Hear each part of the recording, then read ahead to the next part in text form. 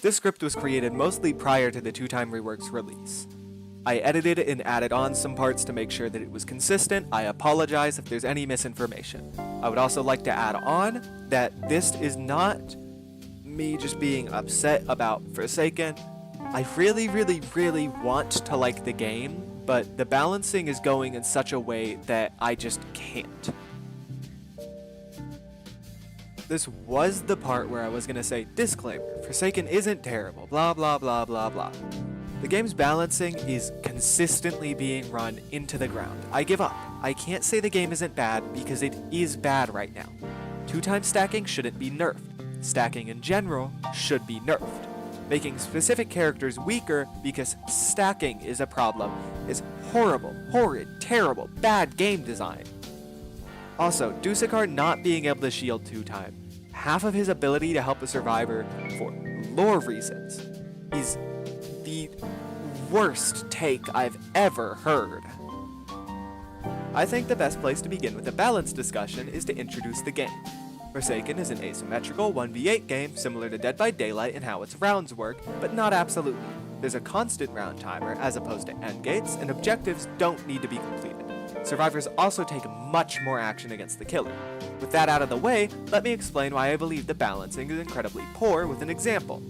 John Doe is a killer who does 28 damage per basic attack. 1x4 is a killer who does 20 damage per basic attack. Jason is a killer who also does 20 damage per basic attack. Now what if I told you they all did 28 actually? Cool Kid is the only killer to do 26.5. 1x4 applies poison for 8 extra damage and goes beyond 28 with a glitched effect. Jason applies bleed for 8 extra damage as well. Bleed also goes through resistance, as seen in this screenshot. That's probably not enough to convince you that any one killer is overpowered, so I'd like to go into their abilities now. John Doe is objectively the weakest killer in game, with Spikes having 5 to 10 business days of windup, actually around 3 seconds, being able to simply go around Digital Footprint and having the second worst basic attack in game due to its lack of extra effects and long windup. Jason and 1x4 are tied for the best without any competition about it. Shoot, this was even acknowledged by moderators unintentionally, alongside the fact that the community wants Jason nerfed and John Doe buffed, and the fact that they're intentionally not doing so. During TAF's release, moderators put out a global message saying, because we hit 200,000 players, we'll be nerfing Jason and buffing John Doe next update. They did not do this at all. Which brings me over to Jason. Jason's kit is inherently an issue. He is the starter killer and thus should be simple. The issue with his kit is that he is easy instead. These sound like they should go hand in hand, but do not. A starter character should teach you the basics of the game. Instead, Jason's kit is based around removing difficult aspects of the game. Jason's kit consists of a basic slash like every other killer for 20 damage and 8 bleed. Gashing Wound, which does 50 to 70 damage depending on Raging Pace, which we'll get into in a little bit, with no bleed, but locks you in place. This is his only balanced move. It is high risk and high reward, or used to punish survivors missing one of their moves. The next two completely ruin a new player's learning curve. The head does 20 damage, has the largest hitbox of any move in game, and applies a walk speed buff in exchange for slowness 2 for 2 seconds. Jason is the fastest killer in game, so this debuff results in no loss of time or speed at all. The head also applies helpless for 12 seconds. Let me further exemplify my point about slowness 2 meaning nothing with an example of how much distance you actually lose. In these clips, I use Behead and lose almost no distance to the other Jason. This ability effectively teaches new players to simply spam their abilities the second they're off cooldown, which doesn't work on any other killer at all. This ability only has 18.5 seconds of cooldown and is nearly impossible to miss and not punished at all if you do miss. Raging Pace is Jason's strongest ability. It gives aura reading and buffs to other moves. He is also immune to stuns during this time. All of this is almost meaningless compared to what it is actually used for, hence Jason not being simple but instead being easy. Raging Pace is used to regenerate 70 stamina whilst still keeping up with survivors, and his M1 is replaced by a lunge forwards, which further helps this. And during the M1, he regenerates 20 more stamina back up to 90. Essentially, this move gets rid of good stamina management. Also, this move was buffed recently by shaving 8 seconds off its cooldown. On top of everything prior, Jason's basic attack hits multiple people, no other basic attack does this, which results in body blocking, a method to stop targeting, being completely useless against him.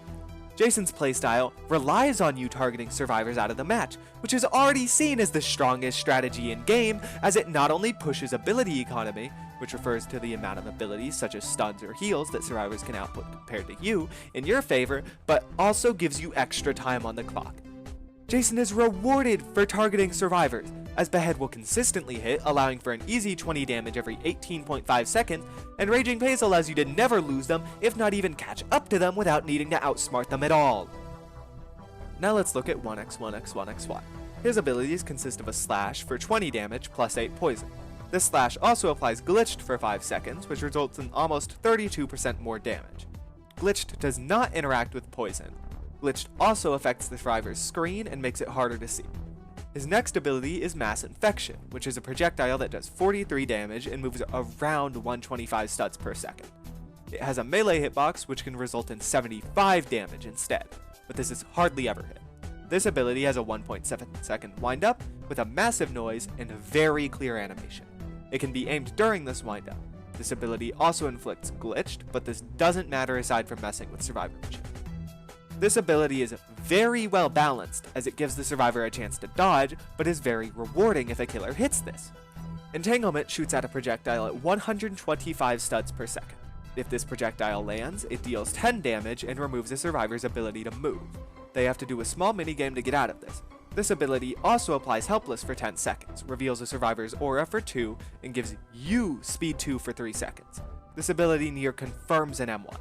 This ability only has a 0.75 second windup with hardly any noise and a similar animation to his M1s, which is further exemplified by glitched, which makes it even harder to see. It can also be aimed during windup. If you hit the M1, which is near guaranteed, it results in 38 damage instead. This is only 5 less damage than Mass Infection for a far easier to hit move on only an 18-second cooldown with hardly any punishment if you miss, as the windup is the only time you're held still for, all of 0.75 seconds. Mass Infection has a 4-second shorter cooldown, but is extremely punished if you miss, as you're held still for 1.7 seconds of windup, and you can be punished by survivors with stuns off of reaction if you use this. Alongside this, Entanglement can be used to hit a random person across the entire map and get speed 2 off of no fault of the survivor you're chasing at all. Due to the speed 2, you can confirm you'll catch up to the survivor and continue the chase. Mass Infection gives the survivor plenty of distance. These projectiles suffer from major hitbox issues and will often hit survivors from far further than they should. You may believe this is where 1x4's issues end. This is not. Unstable Eye allows 1x1x1x1 to be so powerful that he does not need to use his projectiles to consistently win the game. This ability gives 1x1x1x1 6.5 seconds of speed 1, putting him at a run speed of 29.7, but blurs his screen heavily. However, you're given aura reading during this, so the blindness ends up not mattering at all. It's on a 25-second cooldown, which makes it seem like it should be fairly weak. However, due to 1x4's strong basic attack, even without projectiles, you can easily secure a kill during the 6.5 second duration. When you involve projectiles, this ability is even worse. For further proof of this concept, please see the end of this video where I show off a game of melee-only 1x4. Rejuvenate the Rotten is a, typically, one-time use ability that turns any dead players into a minion. These minions move fast enough to force a survivor to waste stamina or take damage. On top of this, these minions give 1x4 a stack of speed per each kill. This results in 1x4 moving about the same speed as that manhole cover we launched into space in 1957. This ability is typically used during Last Man Standing, which results in one survivor versing either a constant chase, forcing them to use stamina and making stamina management significantly harder, or 1x4 trying to speed blitz them by moving at 10 times their run speed. Cool Kid is the last killer left to speak on. I'd argue he's the most balanced killer in game, and should even be the starter killer rather than Jason. Cool Kid has a basic attack for only 26.5 rather than 28 with no added effects. Her Up Nature, which is a projectile move that does 15 damage and applies slowness for 4 seconds, that the projectile is slow, makes noise, and is very avoidable. Walk Speed Override dashes Cool Kid forward in a straight line but does 25 damage upon impact and 15 damage worth of burn. This move is incredibly high risk, high reward, unless used to punish, like Gashing Wound. Though, to note, 2 skins, Masked Man and One More Time both reduce the noise on walk speed override and give a heavy pay-to-win advantage. Both of these can occasionally hit a survivor for free at point blank, but this is inconsistent enough to hitboxes. Pizza delivery is Cool Kid's method of finding people at range, and they harass survivors and can force them to not use their abilities at times. All of these abilities have counterplay. Corrupt Nature can be dodged at range, and in melee is typically less valuable than a basic attack. Walk Speed Override will end a Cool Kid's chase if they miss it, and though it's got a decent hitbox, it's still a very fair one. Pizza delivery can be killed by stunners, triple collateraled by chance, or simply baited around. They're also very slow, so they give you the direction of the nearest survivor rather than the location. Why is this better than Jason for a starter character? Cool Kid's abilities are very simple, but they're also strong and cannot be spammed. Cool Kid teaches you to use your abilities sparingly, that there are more ways than one to figure out where survivors are, that projectiles give you a decent idea of how killers like 1x4 work, and he is forced to loop, which is the most important part of the game because it is the default survivor versus killer gameplay. Jason outright removes looping like this, and teaches you to spam your abilities, which does not work for any other killer. This results in new players never leaving Jason because every other killer feels terrible. He does not teach the game well by any means. Noob is a good example of a starter character. His abilities require you to loop or have distance, and each serve a different purpose. Slate Skin is more aggressive, hence it's a lower windup and use case, gaining stamina back. Boxy Cola is less aggressive and more for prolonging or escaping chase, and thus takes longer to drink. Ghost Burger is very niche and used to counter aura reading. He teaches you about aggressive, passive, and niche abilities, whilst also teaching you looping at the same time. My only complaint is that he's a little complex and thus could use a bit more explanation for a new player. Now that all of the killers and starters are out of the way, let's move on to maps. Since I don't have much footage or screenshots, I'll be using the ones from the wiki. Let's start with the worst one first, Planet Voss. This map has 0 loops, 0 line of sight, and 7 spots that most killers will just win if you ever go to. Actually, it's 9 for the sake of the 007 joke, I'm lying. Voss also leads to dead ends in every location you can go. Between the 4 killer doors, lack of any good spots to be chased around, and lack of sight for characters like Chance or Dusakar, you'd imagine that every killer would have an easy time here. Unfortunately, no! John Doe simply loses on this map! There's no area for him to trap, spikes can't block anything, and the map is so open that survivors can simply run away before you can ever do anything with them. It is legitimately more optimal to not use any abilities as John Doe on this map for most people.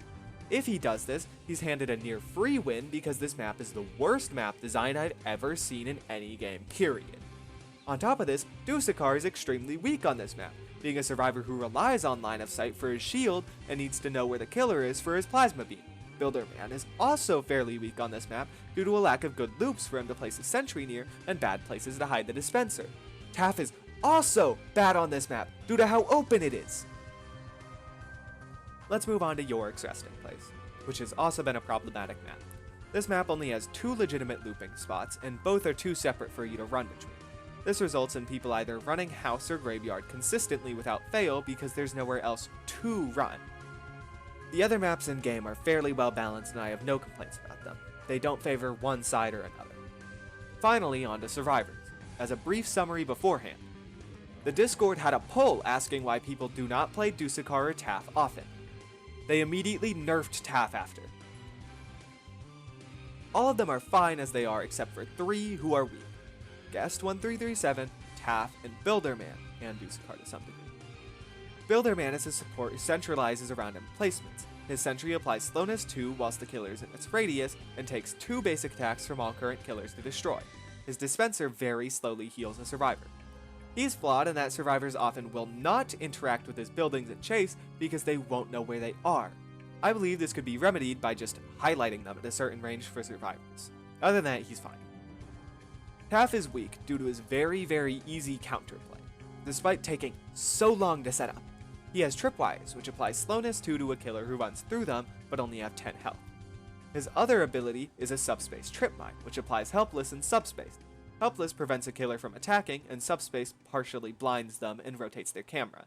The subspace can bounce out of where you wanted it to go, and be extremely obvious due to this. His tripwires can be countered by simply hitting them. The same goes for the subspace trip mine. even if you do get hit by subspace. Any aura read will let you run through it anyways, and then only the helpless effect it deploys is troublesome. Also, the rotation from subspace can be countered with this one simple trick. Also, 1x4's Entanglement gains speed 2 off of hitting tripwires. 1x4 hard counters both of these characters and Dusakar as well. All three are required to stay mostly still whilst using their abilities, thus giving 1x4 free reign to do any of his projectiles.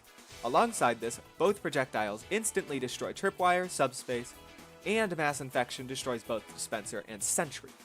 Dusakar is roped in as well because his shield takes 2 seconds to drop, which is more than the amount of time required to throw a mass infection. This means he can eat 43 damage for interacting with a chase rather than sitting back. 1x4 also counters Guest, due to his projectiles piercing, not giving a punch, and entanglement existing the way it does right now. Your only option as Guest is to either hope they use an M1 instead of entanglement, or wait for another survivor to get hit by entanglement. Worse yet, Dusakar can be hit with entanglement very easily whilst charging plasma beam or using shield, which zooms you in on PC and makes you drop shield. This can result in the person being chased having to deal with speed 2 completely unwarranted. This causes all 4 to become extremely weak just because 1x4 is the killer they're playing against. Keep in mind, most of these survivors are already weak in one way or another. Guest 1337, however, is even worse. He has 15 extra HP as his passive. His first ability is Block, which resists 1 hit and gives him a charge for Punch. If Punch is used right after, it turns into Parry, which is essentially supercharged but countered by simply running backwards or walking to the side. His second ability is Charge, which knocks a killer back and prevents them from attacking for a small period, but puts Guest right up to them. This ability gives Guest invincibility after it lands. If you charge a cool kid who is in walk speed override, for example, depending on their ping, you may be hit despite your invincibility. Punch has a 0.8 second windup, a decent hitbox, and stuns for 2 seconds. Parry has a 0.625 second windup and stuns for 3.5 seconds. This might seem fine until you consider his entire kit is based around his block, which is inconsistent at best. Not only can killers bait it out, but there are 2 unintentional ways your block can fail. Firstly, hitboxes, which are horrible in this game, but that's a topic for another day, and sometimes will not register your block. Secondly, the killer accidentally misses. This is not baiting, it's just a mistake on the killer's part that they get rewarded for. So on top of block being hard to land and being easy to bait out as killer, you will be punished for the killer playing poorly or the hitbox is not registering, which makes Guest objectively quite weak. I know this video's gone on for quite a while, but I have a few more segments to get through before an outro. 2 killers have proposed movesets that I feel the need to mention at the moment, being 2011X, Sonic EXE, and Guest 666. Both of them excel at targeting players. 2011X is able to teleport to a random survivor and is significantly fast, along with being able to remove time off the clock and put it back on later, making Last Man Standing a breeze. Due to teleport removing some time, you're heavily rewarded for simply tunneling the person you teleported to out of the game, and when you kill someone you're given 2 walk speed, up to 10 extra. Guest 666 will have a passive that not only reveals the lowest health survivor's location, but gives you speed and stronger abilities for chasing them. This is literally the definition of targeting but turned into an ability. As targeting is extremely frustrating to go against, as it may put you out of the game for up to 5 minutes at a time, I don't think we should be intentionally creating killers to target people. Jason? What should we change? First and foremost, John Doe needs a full rework. His spikes should be much longer so he can effectively trap survivors, and they should last longer. But he should have his speed on stun removed. If you combine these two, he becomes a little too good. Secondly, Guest needs tweaking. Block should increase your hitbox's size so a killer cannot accidentally miss, and you don't lose up to 50 health off of a killer accidentally missing. On top of this, parry should be changed to have no end lag if it misses, because as it stands, it's almost never more viable to parry than it is to just hold the punch. Guest should also be able to block projectiles to not take status effects from them, and gain a punch. If this were the case, throwing an entanglement in melee range wouldn't be an uncounterable play against Guest, and he could help teammates who get hit by entanglement by blocking it and punching 1x1 off of them. Next, Taff needs a full overhaul. Subspaced should not be affected by a player holding right click to avoid the spinning effect near entirely, and the help this time should be increased. On top of this, Taff should be able to place the mine rather than throwing it by holding the key. Tripwires can be left as they are, with maybe a reduced cooldown or making them less visible. Jason needs major changes. Raging Pace is inherently flawed in that it completely deletes skill expression and replaces looping entirely. Behead is inherently flawed in that it has virtually zero punishment. Raging Pace should recover 50 to 60 stamina rather than 70. With the lunge, this would result in 70 to 80 stamina recovered. Still a ludicrous amount, but much fairer. Behead needs either the helpless effect on it fully removed or the cooldown drastically increased. On top of this, the slowness effect should be increased to slowness 2 rather than slowness 1. 1x1 needs to have entanglement ripped up by the roots and changed. At the moment, it's completely a crutch, with an 18-second cooldown, unreactable speeds, an animation that looks like his M1's, and it applies helpless. This should be an ultimate ability, and probably on a 30 to 40 second cooldown, not 18. Dusakar should passively drop shield 1 second faster if 1x4 is winding up mass infection, so you can avoid taking a mass infection for shielding on the same level as a 1x4 ever. Builderman should show his buildings to all survivors in a radius. That's it. That's the change. People know where he put his sentry now. Cool Kid should become the starter killer. Jason is awful at actually teaching the game. That's all there is to say there.